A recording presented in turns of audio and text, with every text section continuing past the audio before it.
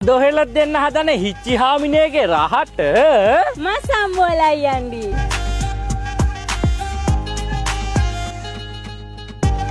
මම මචං මේකට අද ගත්තේ අමු මිරිසුයි පෙට්ටි මිරිසුයි.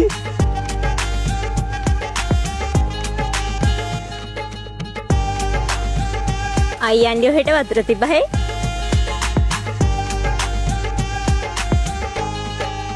මුලින්ම මචං ඔහෙලා මේ මස් එක හිච්චි කෑලි වලට කපලා කහයි ලුණුයි දාලා තම්බ ගැනිල්ලක් තින්නේ.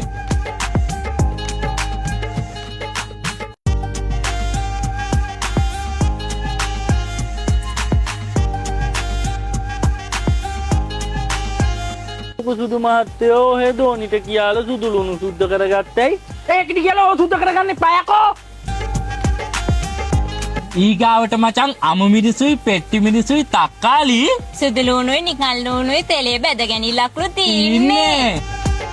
මචං ඔහෙලා තක්කාලි බැද ගනිද්දි ගෙඩි පිටින් බැද ගන්න. එතකොට පොඩි කරගන්න පත්ත ලේසි.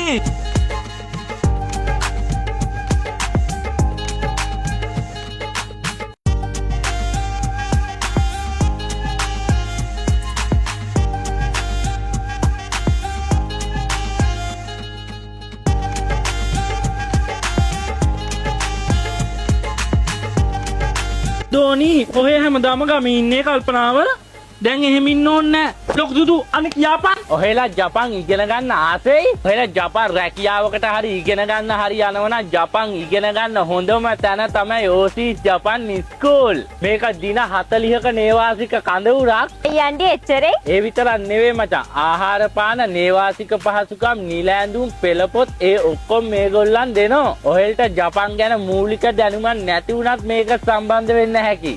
ටොප්නේ. JFT JLPT නැත් ඕනම විභාගයකට මේගොල්ලන් සූදානම් කරනවා. මේ ආයතනයේ තියෙන්නේ මචං හික්කඩුවේ රජයේ ලියාපදිංචි ආයතනයක් හන්ද කිසිම බයක් නැතුව සම්බන්ධ වෙන්න හැකි. ඔහෙලා සම්බන්ධ වෙනවා නම් නම්බර් මම පල්ලෙහා දා තියන්නම්. ඔහෙලා අපි ගේමක් ගහන්න ඕන මචං. මේ මස් ටික ලාවට බැද ගන්නවා.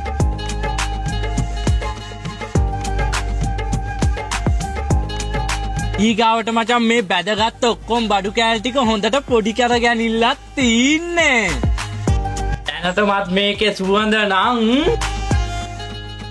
මචං මේ සම්බලේ රස දෙගුණ තෙගුණ කරගන්න නම් ඉතින් දෙහි කෑල්ලක් දාන්නම ඕන.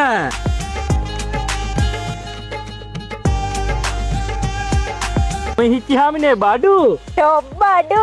බඩු